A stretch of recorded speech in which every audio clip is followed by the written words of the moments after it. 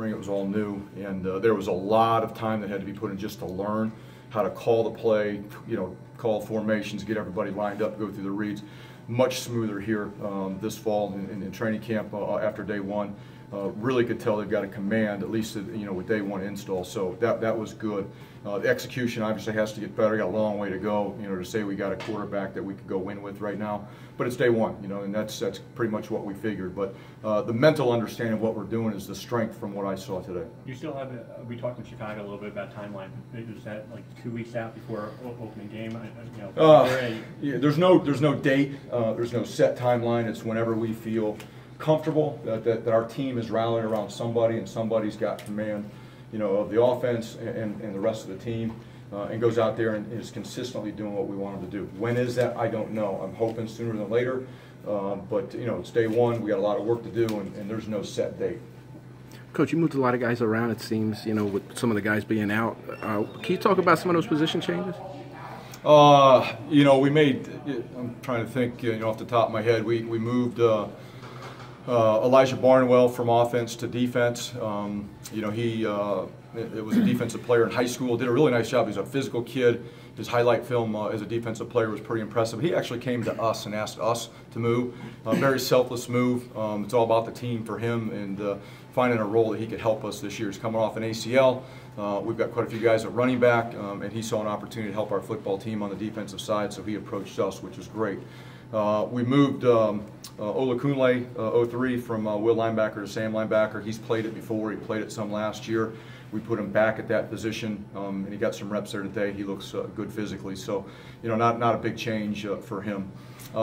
In the spring, we had moved Damon Hayes from corner to safety. In spring, we repped him an individual. Late in spring game, he took all safety reps, so that wasn't really a move. Because of any issues that have happened. That was one that we were planning on making anyway. So those are probably the three that we made changes with, either because we thought that was what was best for our football team, or in response to some guys not being with us right at the moment. I know Fogg in the spring was, I believe, only at weak side, but do you have to put him at middle? He's nothing's changed there. I mean, he is where he's at. Rashawn Battles, our backup Mike linebacker, exactly where he's been. So there's no change there at all. With the 6 players on here, how concerned are you about the depth of, I guess, particularly the back 7? I'm not really concerned about the depth of back 7. I'm more concerned about the depth on special teams. We, in certain positions, especially at linebacker, have really felt like we've recruited well, and it was the position that we had the most depth at going into the season. On day one with guys not here, there is a little bit of concern there, but it hurts us more on special teams. We're going to ask more out of certain guys in that phase than what we probably had planned to do going into the season. But our guys are ready to do whatever they got to do to help our football team. So I'm not concerned at all. Could this be a situation where you might have to play true freshmen, a little earlier than normal because of it? No, I don't think so. It's no different than what we had to do last year. Last year we had probably 4 or 5, 6 freshmen somewhere in there that played on special teams, and that was all they did. Don't anticipate that being any different. I'm hoping some guys show that they're going to be game ready by the time we're through training camp and ready to go, and not have any concerns about it. But it's too early to tell, who's going to have to try to get thrown into action and who won't at the moment. But I feel good about our football team, especially on both sides of the ball. It's just the special team depth's a little concerning. Coach, Bo Melton showed good burst off the line of scrimmage and good long speed down the field.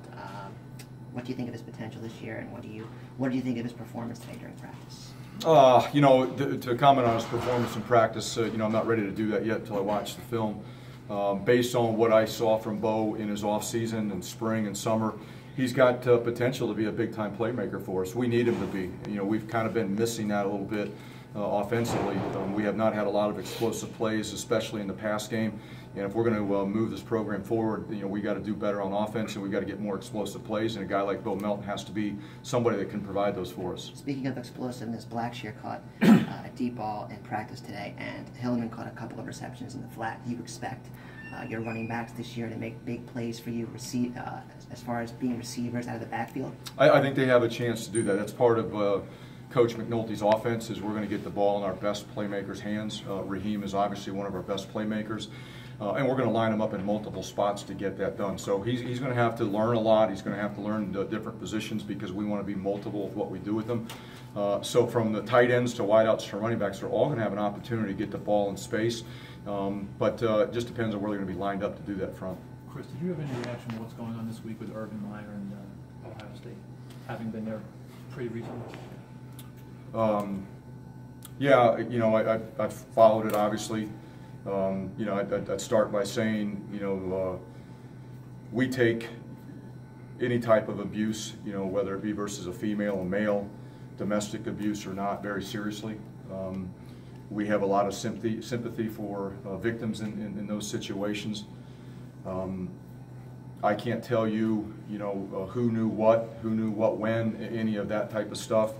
I know I was there, and that's about all I can tell you. You know, they'll go through an investigation. You know, obviously you guys know how I feel about Coach Meyer and his family, but it's a very serious, you know, situation, and one that I'm sure all parties there will take very seriously. Do you use this as a situation as like to speak to your staff? I mean, about making sure that all information gets to you, so you can, as the head of the program, can kind of make sure these things don't happen here. Yeah, I mean, every opportunity you get to use it as a teachable moment for your players or staff, regardless of where the situation happened. You know, I think we try to do a great job of being out in front. You know, when you're dealing with so many people in an organization, problems are going to come up, whether it's from players, support staff. You hope that you hired the right type of people to make the right type of decisions, be great role models for the players, for the university, but issues are going to come up. And so we talk about them in anticipation of something like that. And, you know, what are the accepted behaviors, what are the non-accepted behaviors, you know, what are the standards that you have to do your job with, and, you know, here in the building with the players and away from here. So we talk about that a lot, and there have been a lot of teachable moments here from around the country, you know, with other coaches. As you look at some other guys that had issues, you know, I think there's another, you know, staff in the ACC or something that had an issue that in the spring that we used as an opportunity to talk about as a teachable moment too. So it's about anticipation, it's about communication, and it's about hiring the right people around you, and then when issues come up, handle them, you know, the right way, and gather facts, gather information, and deal with them the best way that you and the university feel fit. Can you compare where you are now as opposed to maybe day one last summer? Does it feel like light years ahead? I don't know if, you know, light years ahead it would be the right description. I would say we're definitely ahead. I would think here as we progress into training camp, hopefully that gap will grow from where we are today, from where we were, you know, a year ago, because just the mental understanding of everything we're doing on both sides of the ball is a lot greater. Our guys just, you know, they communicated better, lined up, responded, you know, just reacted to things a lot faster. So as we continue to go and improve and clean up the details, I think we're going to be much further along as we get through the middle of camp than we were at any time last year. Coach Mickens looked like he was out there. How did that kind of work out to get him to campus? It seems like the plan was for him to prep. That was the original plan, was for him to go to Milford Academy. Obviously, you know, we had some issues that came up and changed our roster. And to do what was in the best interest of our football team, we needed to get another body into camp, and that's really how it came about. So is he a walk-on? No, he will end up being on scholarship. Okay. Chris, you worked extremely hard to clean up the culture of this program. Is it disappointing that you're dealing with this investigation that's hovering over things? And are you concerned that people might look at it from the outside and say, Rutgers didn't get it cleaned?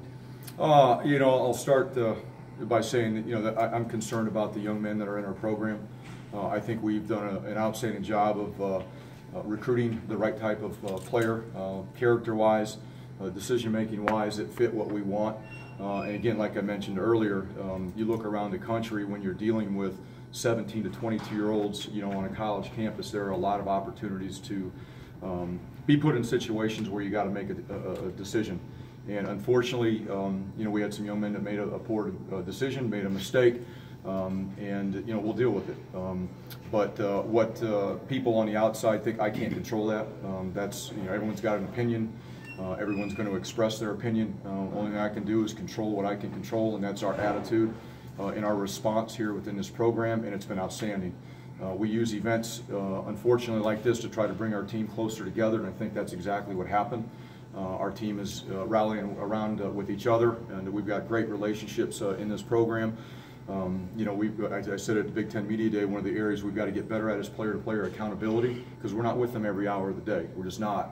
And it's just like our own kids at home. You hope through education and training and accountability that, you know, when guys are faced with a decision, that they make the right one. It is like your kids at home. In some ways, you treat them that way. That's it. Yeah. Was there a level of disappointment? There absolutely is. Yeah, there is. It's no different than my own kids. If one of my own kids makes a poor decision, I get disappointed. Then I got to pick myself up and respond and you know, hand out the discipline and the consequences and move on. And that's exactly what we did here. But we coach with the mindset that we're going to coach like parents. These young men that come into our program are part of our family, and we're going to be treating them like that. I care about these kids a lot, but again, when mistakes are made, we got to look at each individual, and we got to figure out what's best for that individual in our program.